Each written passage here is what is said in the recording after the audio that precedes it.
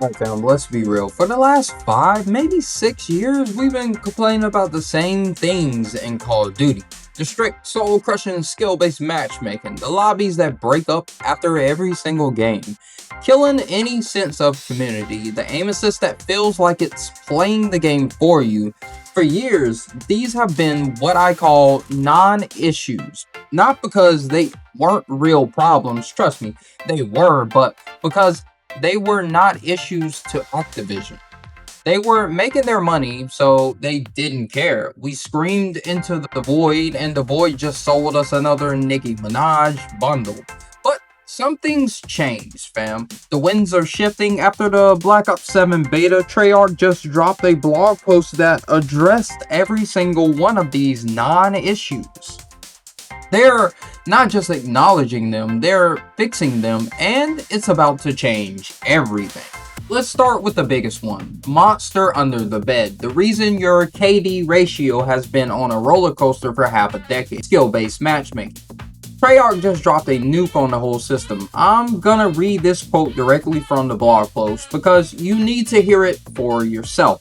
At launch, open matchmaking with minimal skill consideration will be the default for Black Ops 7. The default.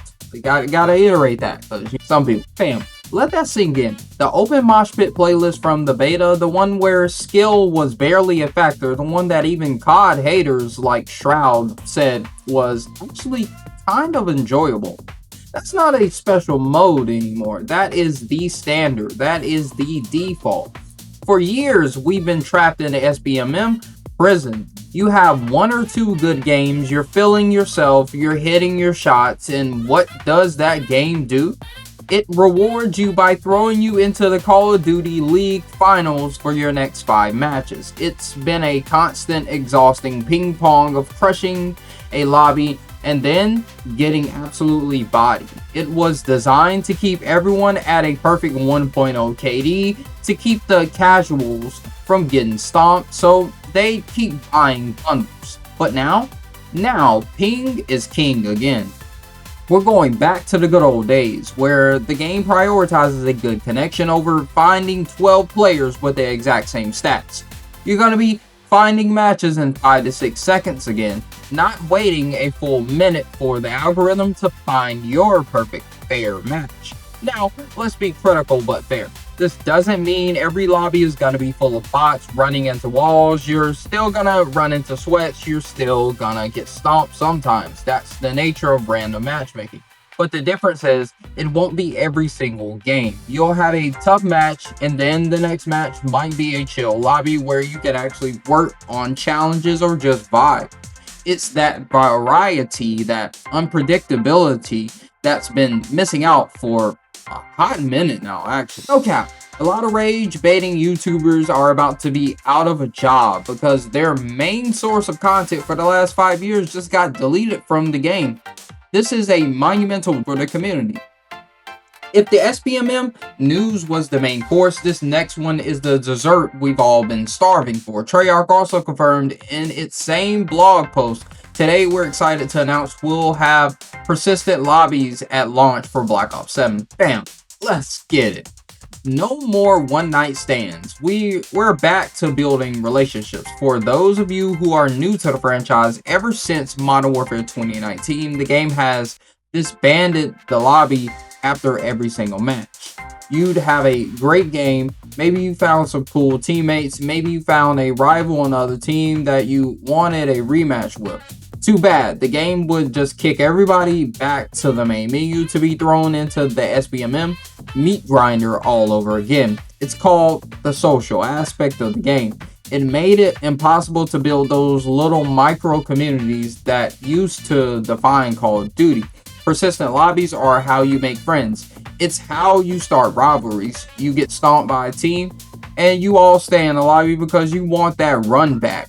You have a great game with some randoms on your team and you decide to stick together for a few more matches. That's how you build a community. I remember seeing a tweet that the Cold War Alpha actually had persistent lobbies, but they took it out for the full launch. The fact that they're not just bringing it back, but announcing it loud and proud shows that This is a deliberate choice to bring back the classic COD feel.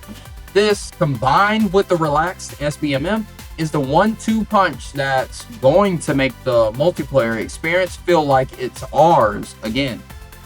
Alright, let's get into the spicy one, because this affects every single one of us.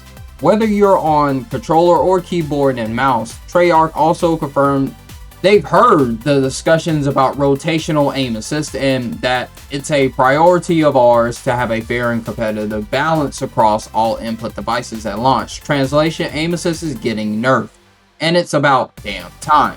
No cap, the rotational aim assist in recent COD games has been out of pocket. I've seen the clips, you've seen the clips. All players jump around a corner and the controller players crosshairs just snap and track them with almost no input. It's become so strong that it's put keyboard and mouse players at a massive disadvantage, to the point where 99% of pro players have switched to controller. Now, let's be clear, I'm not saying controllers shouldn't have aim assist. They absolutely should. A thumbstick will never be as precise as a mouse, but it shouldn't be as strong that it feels like the game is aiming for you. It's gotten to the point where it's a crutch letting players win gunfights they have no business winning. Not because of their skill, but because the software took over. It's like having a screen door on a submarine. It's supposed to help, but it's just doing way too much. The fact that they're finally addressing this is a huge W for the competitive integrity of the game. It's not about controller versus mouse and keyboard. It's about making sure that gunfights are decided by skill, not by which input has the stickiest aim assist. Alright fam, I need your take on this. Is rotational aim assist a necessary tool for controller players, or has it gotten way too overpowered? Let me know in the comments. Let's debate it.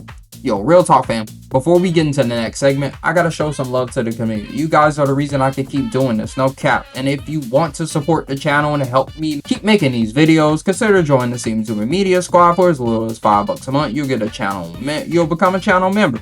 You'll get some sick exclusive emotes to flex in the comments. You'll get a special badge to show everyone you're a real one, and you'll get a shout out in my videos. For real, your support helps keep the content coming and keeps me on the grind. So if you're feeling it, hit that join button below and become part of the squad. Much love fam. Now back to the heat.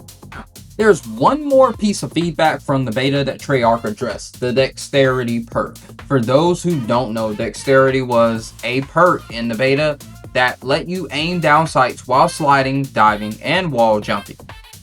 A huge part of the community, myself included, felt like this should just be default movement. It just feels right. Treyarch said they're looking at our options. My gut says they won't make it the default, but they'll probably tweak the base movement to be faster and more fluid, so dexterity doesn't feel like it's such a mandatory crutch perk. This reasoning is that they don't want the super aggressive slide canceling playstyle to be the only viable way to play, which I can respect.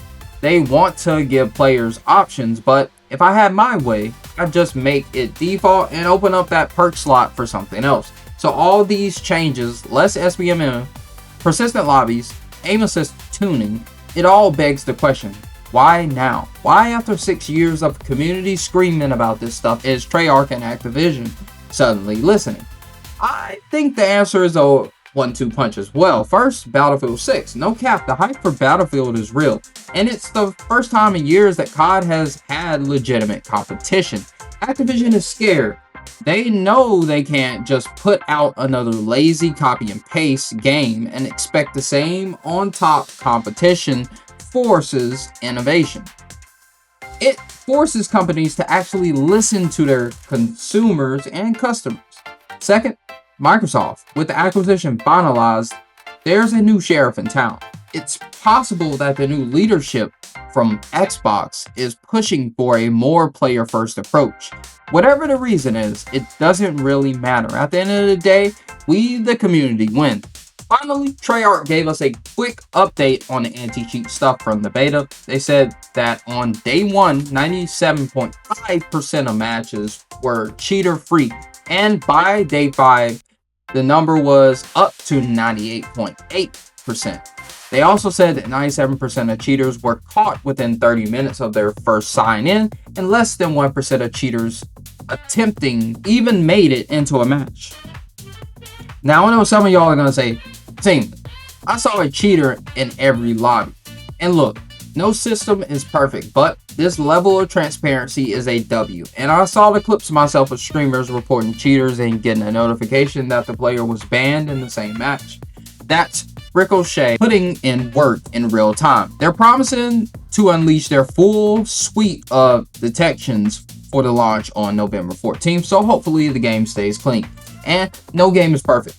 Battlefield 6 is reporting a lot of cheaters currently, so that's like a couple of days into the launch. So just gotta admit, a lot of these devs aren't up to task, and they aren't as prepared as a lot of these new cheaters. Like, these people have a lot of tools and kits out there that they just can't compete with a lot of these cheaters. And it's sad to say that like a dev is being outpaced by a cheater with a couple of toolkits and everything. But like, we got to be honest about a lot of these things and just come out and say it right off the bat.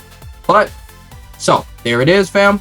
Less SBMM, persistent lobbies, a more balanced aim assist, and a developer that is actually communicating with us. It's a futuristic game, yeah. There's a wall jump, but the core, the soul of multiplayer experience, feels like it's been ripped straight out of 2012 in the best way possible. It feels good to be back. It feels good to be excited for a Call of Duty game without a million buts attached. This is shaping up to be a legendary year for the franchise, hopefully, but that's my take. I need to know what the squad thinks. Do you feel it too? Is the classic Call of Duty multiplayer officially back with Black Ops 7? Drop a comment below. Let's talk about it. Hit that like button if you're feeling the hype, and definitely subscribe to the channel so you don't miss any of the dev talks and deep dives coming in the next few weeks. You know the drill. Follow me on Twitter and join the community. Much love, fam. I'm out. Love y'all guys. Peace.